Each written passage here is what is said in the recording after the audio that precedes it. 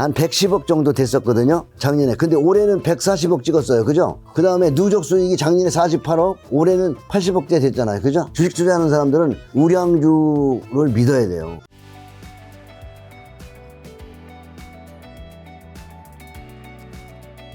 이번 주 증시 어떻게 보셨고 부자 아빠님은 어떻게 대응하셨나요? 하수 폭락, 목요일날 반등 크게 했고 금요일은 약간 보합, 코스닥은 좀 상승했고요. 단기에는 이제 지수 관련 종목 삼성전자 하이닉스가 가장 인기 있잖아요. 그 개인들이 그쪽에 신용을 많이 질렀으니까 아무래도 2001년에도 보면 삼성전자 하이닉스 많이 올라가고 나면 좀 지수는 올라왔지만 걔들이 쉬어주면서 뒤에서 준비하고 있던 애들이 세게 올라올 겁니다. 지금 그러면 중소형주 중에서도 좀 있고 그 다음에 새로운 그 섹터의 주도주들이 있고 코스닥에 괜찮은 애들이 많이 있고 이제 특히 반도체가 많이 갔잖아요. 그럼 반도체가 아버지 엄마가 다 갔단 말이야. 그럼 뒤에 있는 게 뭐죠? 소부장이잖아요. 소부장들이 준비를 아주 잘하고 있더라고요. 그래서 그런 것들을 잘 고르시면 수익을 많이 내실 수 있습니다. 그 반도체 소부장에서 지금 기회를 보아야 한다는 얘기해 주셨는데 중동발 지정학적 리스크 자산 시장의 한방에 대해서 좀 질문을 드리려고 하는데 변동성 지수인 V코스피가 금융위기 이후 최고치 80포인트 돌파한 거는 어떤 신호를 주는 걸까요? 시장 건전해요. 다만 문제가 뭐냐면 개인 투자가들이 너무 많이 신용이 비투가 많다고 계속 경고를 했잖아요. 폭락이 나오니까 비투들이 이제 빠져나오는 거죠. 그래서 급락이 나왔지만 결국 그것이 더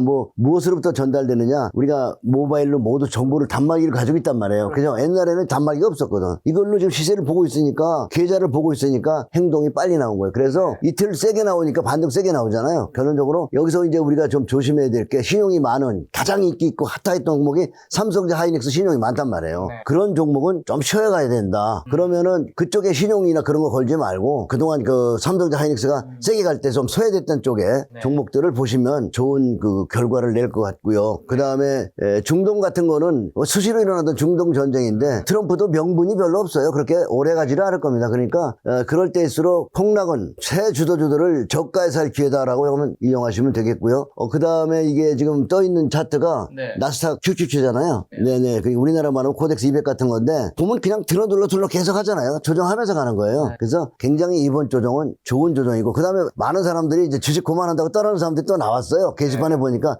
너무 무서워. 돈을 많이 잃으면 사람들은 돈을 잃으면 떠나잖아요. 그래서 오늘 제가 돈을 잃지 않고 주식 투자로 부자 될 수 있는 성공할 수 있는 방법을 알려드리겠습니다. 물론 내 방법이 아니고 외국에서 나온 책인데 책 속에 정말 이번 책이 너무 좋은 게 있더라고요. 자, 한국 주식 그러면 그 전망 좀 어떻게 보시는지요? 한국 주식은 뭐 작년에도 제가 이미 대세상승장이 40년 만에 왔다고 그랬잖아요. 내가 좀 작년 6월인가 그때 왔었는데 김작가 TV에 그때 뭐라고 말씀하셨냐면 3,000%도 가능할까요? 그렇게 말씀하셨는데 조금 더 쓰시죠?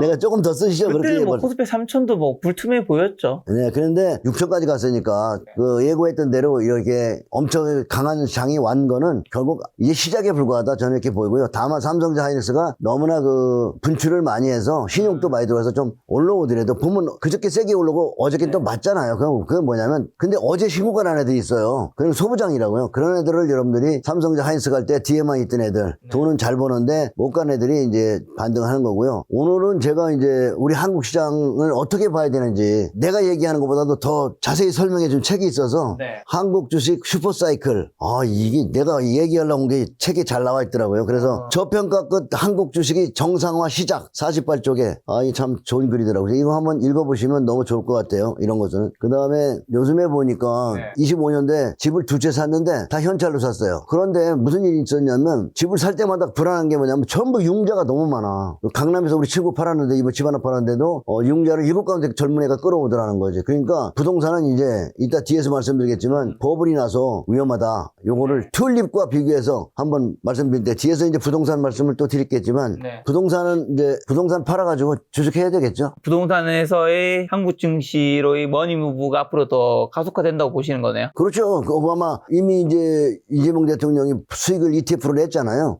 그리고 만약 이재명 대통령이 지금 집 판다고 내놨는데 팔아갖고 ETF 사서 수익 냈으면 사람들이 따라 하겠죠. 근데 사실 그래 우리나라 부동산을 보면요. 일본이 그랬지 중국이 그랬잖아요. 미국도 그랬잖아요. 2007년에. 그래서 한 번쯤은 너무나 빚이 많으면 주식도 마찬가지지만 비투가 많으면 폭락이 오는 겁니다. 그 다음에 그때 사시면 돼요. 자, 이번 그러면 이란 사태, 호르무즈 해협 봉쇄가 국내 증시 밑으로 파괴적인 영향을 미친 결정적 이유는 뭘까요? 중동 사태는 언제나 이런 좀 시끄럽긴 하지만 확산이 그렇게 크게 되지는 않기 때문에, 그리고 또 석유하고 연관이 많이 있잖아요. 그러면 석유 같은 게 연관이 많이 됐다면 전부 물가가 올라갈 텐데 미국 국민도 힘들어하죠. 그럼 트럼프도 자기도 계속 전쟁을 끌고 갈 수는 없을 겁니다. 그러니까 그렇게 너무 신경 쓰지 마시고, 이런 전쟁 나서 우리가 사고 싶은 이제 이번에 이제 삼성전자 쉴 때 갈 주도주들을 싸게 살 기회를 제공할 거라고 생각합니다. 주요 근데 아시아 증시 중 한국 증시의 낙폭과 방등폭이 유독 컸는데 일본 주식도 그리고 뭐 미국도 사실 그렇게 많이 떨어진 것도 없었는데 한국만 유독 떨어졌던 근본 이유는 뭘까요? 한국 제일 많이 올랐거든요. 생각해보면 2000포인트대에서 6,000원 갔으니까 제일 많이 올랐기 때문에 제일 많이 조정받았는데, 그 원인은 너무 핫하기 때문에 사람들이 못 참고 비투를 했잖아요. 비투. 진짜 연세 많은 분들도 요새 비투하고 막 들으시던데 그거 하시면 안 돼요. 책을 읽으시고, 이번에 내가 이 책을 이따 내가 소개할 건데,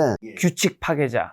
이번에 이분이 아마존 투자해서 1371배를 벌었네요. 구구절절이 맞는 얘기예요. 내가 읽어보니까 이 책대로만 하면 여러분 다 부자 돼요. 무슨 얘기냐면, 예를 들어 삼성전자, 삼성화재, 하이닉스 같은 거 사가지고 한 번도 안 팔고 지금까지 있으면 다 떼부자입니다. 떼부자예요. 삼성전자 같은 건 4,000배, 2,000배 정도는 올라갔어요, 바닥에서. 그러니까 이분이 얘기하는 게 주식은 괜찮은 종목. 근데 굉장히 중요한 거는 사실은 미국에서도 보면 수익 내는 종목이 뭐예요? 조그만 종목 아니죠. 다 시가총액 상위 종목이죠. 그렇죠. 1등, 2등. 잘 들어요. 지금 주주자 늦게 시작하시는 연세 많은 분들 잘 들어요. 시가총액 상위 종목에서 여러분들 주도주를 찾으셔야 돼요. 그러면 시총 1위가 굉장히 의미 있는 거예요. 그죠? 미국에서도 엔비디아가 시세 많이 줬잖아요. 지금 엔비디아 사라는 거 아니에요? 시세 많이 나니까 이제 따라가면 안 되죠. 그죠? 그래서 거기뿐만 아니라 일본에서도 그렇고, 그 다음에 미국에서도 그렇고, 독일에서도 소프트웨어인데 세무장부 관리해주는 건데 SAP인가? 네. 그게 시가총액 1위인데 얼마나 오래 가는지 모릅니다. 그러니까 여러분이 시가총액 1위 종목, 이런 종목을 연구하셔야 되고요.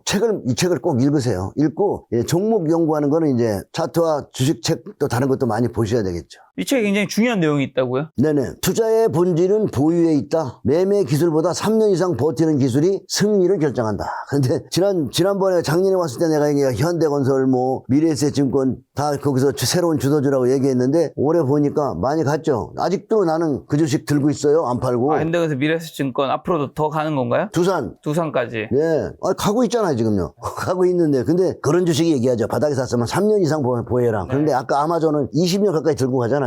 시장의 달콤한 유혹을 경계해라. 시장의 규칙을 의심하고 단지 뉴스에 휘둘리지 마라. 제일 중요한 게 뉴스야. 여러분을 부자 못 만들게 하는 게 뉴스라고. 그래서 뉴스를 멀리 하셔야 돼요. 그 다음에 저점 매수가 아닌 성장 매수. 네. 저점 매수, 고점 매도 하려고 하는 그 단기 매매성. 정말 요새 보면 단기 매매는 옛날부터 많이 죽었어요. 근데 2000년 초에는요, 단기 매매 심했습니다, 정말. 근데 저점 매수해서 왜 팔아야 되고요? 조카한테 주식을 현대차 사줬는데 내가 저번에 많이 올라가니까 이거 팔아야 되냐고 물어보더라고요. 이게 애들도 할아버지가 이거 팔면 절대 안 된다고 그랬는데도 팔아야 되냐고 물어봐요. 그러니까 뭐냐면 주가는 올라가면 팔아야 된다는 개념에서 이제 벗어나라. 그걸 이해하기 위해서는 여러분이 미국에 있는 예를 들어서 엑슨모빌이라든지, 그 다음에 벚꽃회사라든지, 아까 엔비디아라든지 마이크로소프트 같은 거요, 40년 30년 이렇게 다 보면 계속 우상이 단기 조정은 있습니다. 이거 견뎌야 돼요. 그래서 이게 그 말이에요. 저점 매수가 아닌 성장 매수해라. 네. 성장성 있는 주식을 매수해라. 바닥을 맞추려고 애쓰지 말고 성장이 커지는 흐름, 성장 가치주를 사야 됩니다. 그래서 시간이 내 편으로 만든 장기 복리, 불안을 이기고 공포의 시간을 이겨내며 대박 날 때까지 그냥 주가는 보니까 하이닉스가 2000년부터 쩌쩌쩌쩌쩌쩌 이러더니 이번에 하이닉스가 바닥 쓰죠. 그게 뭐냐면 주가는 2%의 날짜 다 간다. 그런 준비의 단계가 끝나면 짧을 확 가버려요. 그래서 그거 날이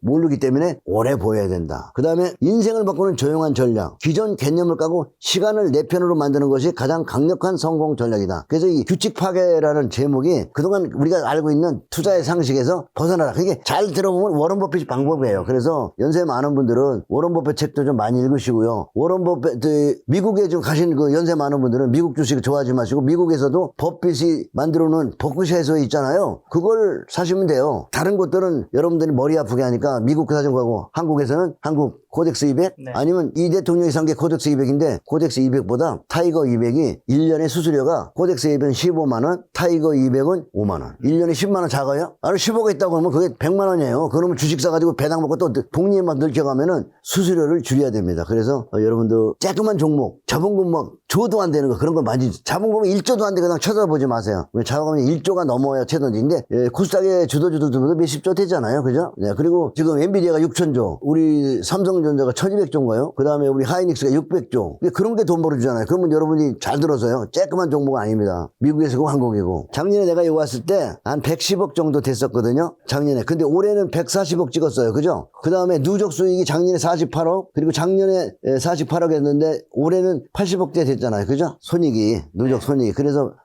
장기 보유. 나 그렇게 작년에 뭐 현대건 산 것도 지금까지 가지고 있지, 미래에셋 산 것도 지금까지 가지고 있지. 그냥 그간에 얼마나 흔들렸고 막 그랬어요. 그죠? 네. 근데 그런 거 신경 쓰지 말고 아까 그 규칙 파괴자 책을 읽으면 부자 아빠가 하는 스타일이 이해가 될 겁니다. 사고 팔고 한다고요? 그럼 여러분 주변에 사고 팔고 돈 번 사람 있나 보세요? 없어요. 올해 벌써 81억을 보셨나요? 누적. 이게 다 모아진 거. 올해는 33억. 올해 33억. 아, 그러니까 뭐냐면 이게 연말이잖아요. 이게 연말, 이게 1월부터 2월, 3월 지금 초선까지가 네. 그러니까 연말까지 가면 좀 더 되겠죠. 작년에 38억. 장이 나쁠 때는 보니까 여기 보세요. 1,000만 원 벌었어. 1,100만 원. 안 될 때는 막 13억 잃었어요. 장 나쁠 때. 2002년 장 나쁠 때는. 그러니까 장기 투자하면 이런 날도 있고 그렇겠지만 누적으로 우상향. 우량주는 우상향한다는 믿음이 있어야 돼요. 그러니까 주식 투자하는 사람들은 우량주를 믿어야 돼요. 우량주 믿어야 돼요. 그거 제일 중요한 것 같아요. 그리고 단기 뉴스 막 이런 거 단기 흔들리는 거 보지 말고 HTS 여기 모바일 깐 거 다 지워 이거 마귀야 마귀. 여기서 마귀가 나와가지고 계속 사라 팔아.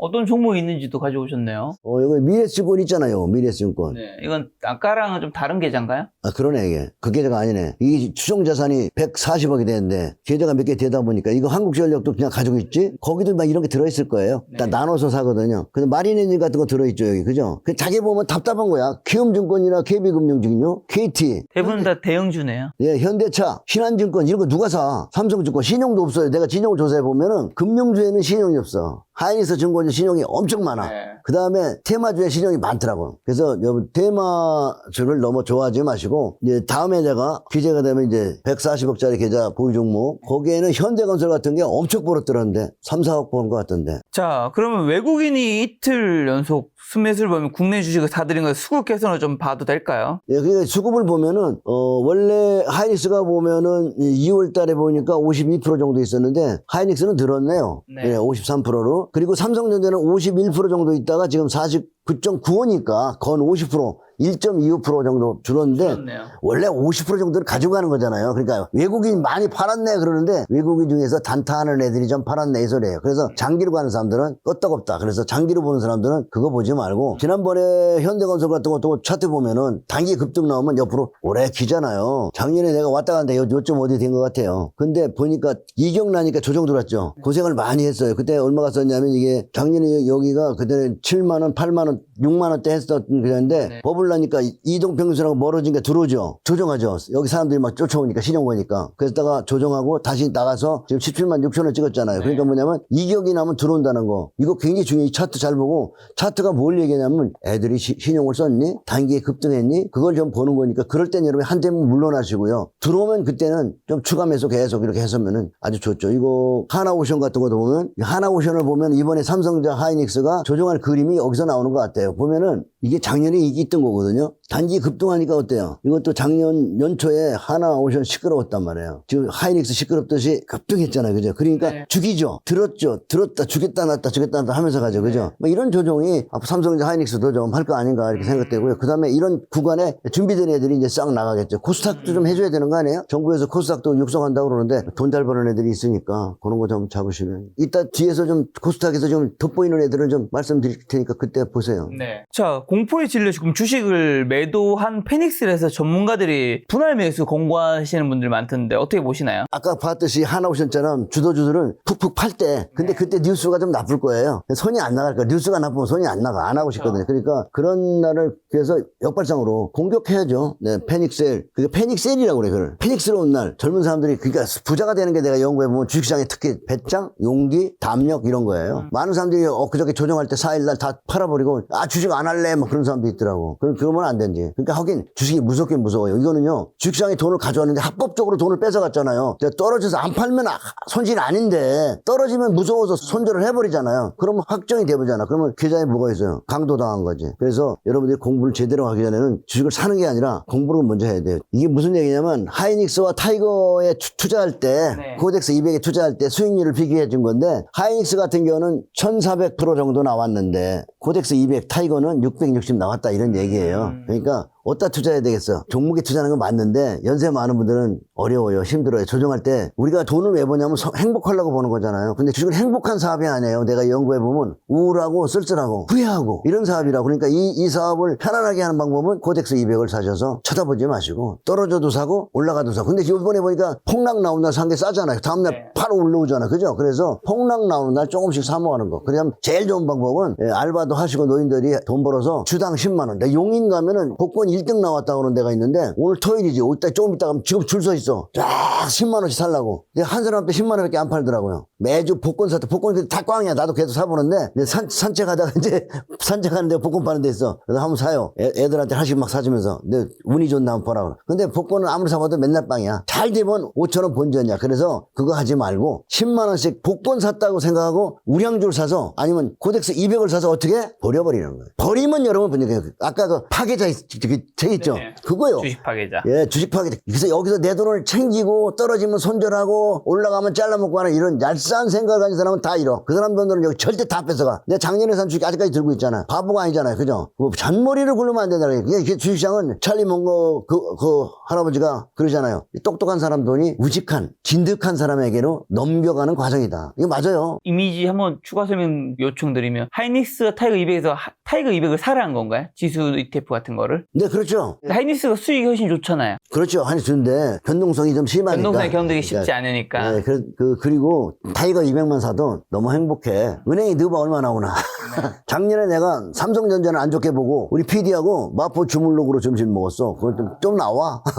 그리고 또 레버리지 하면 강남 아파트를 투자하는 것도 있을 텐데 강남 부동산 전망은 그럼 어떻게 보시나요? 아, 그건 말도 못하게 그건 비투지. 그건 위험한 거예요. 그건 진짜 위험한 거니까 강남 아파트는 내가 보기에 좀 줄여가지고 부동산보다 ETF가 나니까. ETF는 돈 얼마든지 다 받아줘.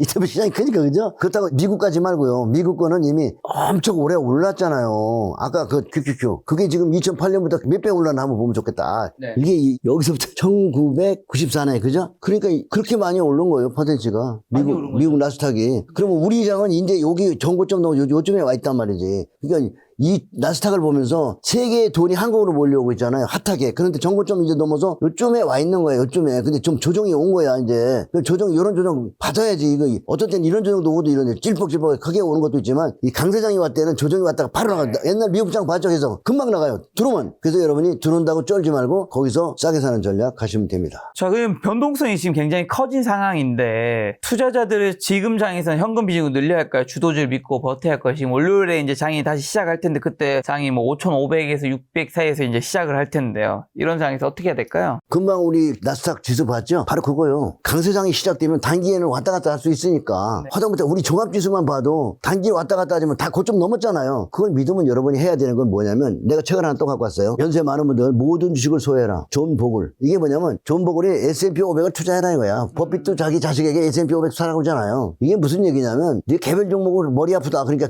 그것만 해도 떼돈 버니까 그것만 하라는 거예요. 그래 모든 주식을 소유하라를 여러분이 읽어보시고요. 연세 많은 분들은 ETF 투자하세요. ETF가 ETF를 펀드 같은 거 함부로 가입하죠. 펀드 매니저가 ETF를 이긴 건 있긴 있지만 소수예요, 소수. 태반에 잃어요. 더 샀다 팔았다 하다가. 그러니까 그리고 수수료가 비싸고 샀다 팔았다 할 때마다 또 수수료 증권사 또 주잖아요. 그래서 여러분이 우리나라에서는 저기 미래에셋증권으로 돈을 많이 꺼나니까 코덱스보다 타이거 200이 더 좋아 보여. 아니 근데 수수료도 타이거 200이 싸. 코덱스는 0.15인가 그래. 코덱스가 삼성자산 운용이죠? 네네. 그 다음에 미래에셋이 타이거잖아요. 아, 그럼 1년에 15만 원이냐? 5만 원이냐? 네. 또 내가 투자를 했잖아. 미래에셋 투자를 좀 많이 했으니까. 사랑해요, 미래에셋.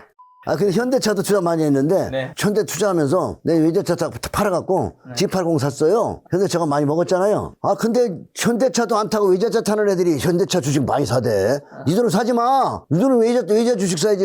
국산 분양해야 됩니다. 우리나라 살리는 거요. 그래도 우리가 국산차를 사주면 그 이익이 우리나라 남잖아요. 국익이 올라가야지 우리가 대우를 받지. 외국에 차 매 사가지고 해보라고. 나중에 나라가 어려워지면은 어디 가도 찬밥 대우하니까. 그죠? 국산품 애용.